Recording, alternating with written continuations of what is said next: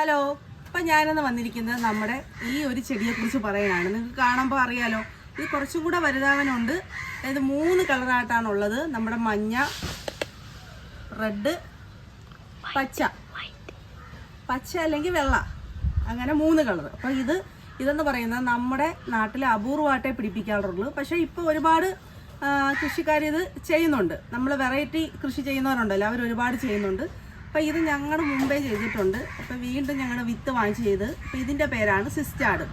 അപ്പോൾ ഓമക്സ് എന്ന് പറഞ്ഞ കമ്പനിയുടെ സീഡ് ഇതുപോലെ ട്രേയിൽ പാകി കിളിപ്പിച്ച സീഡാണ്. ഈ ഒരു പ്രായമുണ്ട് ഈ ചെടിക്ക്. അപ്പോൾ നമ്മളത് മാറ്റി നട്ടുകൊണ്ടാണ് ഇത്രയും വലുതായത്. കുറേ കാലവും നിൽക്കും. കാരണം നമ്മളിത് കട്ട് ചെയ്യുമ്പം ചെവിടോട് അല്ല കട്ട് ചെയ്തെടുക്കുന്നത്. നമ്മൾ ഓരോ ഇലയായിട്ട് കട്ട് ചെയ്തെടുക്കുമ്പോൾ വീണ്ടും നമ്മുടെ പാലക്ക ചീര പോലെ ഇത് വീണ്ടും പൊട്ടിക്കിളിച്ച് വരും.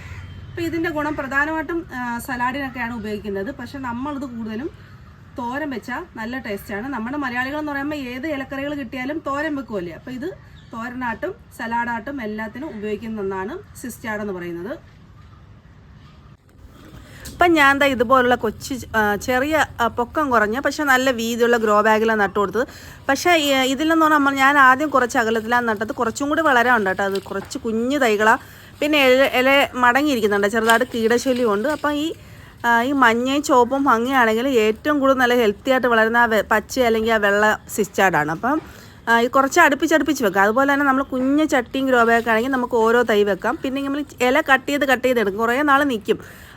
അലങ്കാരത്തിനാണെങ്കിലും ചെടിയായിട്ട് വേണമെങ്കിലും വളർത്താൻ കേട്ടോ. നല്ല ഭംഗിയായി. ഈ ചുമപ്പും എനിക്കിതിൽ ഏറ്റവും ഇഷ്ടം നല്ല മഞ്ഞ കളറാണ്.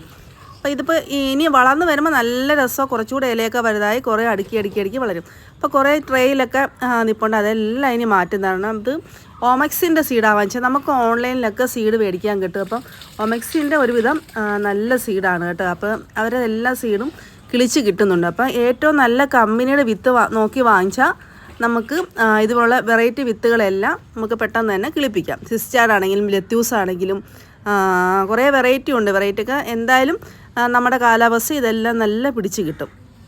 ഇത് മഞ്ഞയ്ക്ക് ഇടയ്ക്കൊരു ചെറിയ കീടബാധയുണ്ട്. അപ്പോൾ അതെല്ലാം ഇനി മാറ്റിയെടുത്ത് കുറച്ചുകൂടെ വളമൊക്കെ കൊടുക്കുമ്പോൾ അത് നല്ല ഹെൽത്തി ആയിട്ട് വളരും. ഭയങ്കര ഭംഗിയാണ് വളർന്ന് നിൽക്കുന്നത് കാണാം. ഈ മഞ്ഞ തന്നെ പ്രധാനമായിട്ടും തോരനൊക്കെ ഉപയോഗിക്കുന്നത്. പക്ഷേ ഇതിൻ്റെ ഭംഗിയാണ് നമുക്ക് ഇല കട്ട് ചെയ്തെടുക്കാൻ തോന്നത്തില്ല, അത്ര സുന്ദരികളാണ്. ലെറ്റ്യൂസും സിസ്റ്റാർഡും തൈയൊക്കെ കുറേ നിൽപ്പുണ്ട്. അത് മാറ്റി നട്ടില്ലായിരുന്നു. അപ്പോൾ അതൊന്ന് മാറ്റി തരാം. കുറച്ച് ഒഴിഞ്ഞ ഗ്രോ ബാഗ് ഇരിപ്പുണ്ട്. ഇതാകുമ്പോൾ വലിയ വളവും കാര്യങ്ങളും ഒന്നുമില്ല. ഇലക്കറിയാണ്ട് അതൊന്ന് പിടിച്ചോളും. അതുകൊണ്ട് ഇവിടെ നേരത്തെ ഞാൻ ക്യാരറ്റൊക്കെ വെച്ചതാണ്. ക്യാരറ്റൊക്കെ ഉണങ്ങിപ്പോയി. അപ്പോൾ ആ ഗ്രോ ബാഗിൽ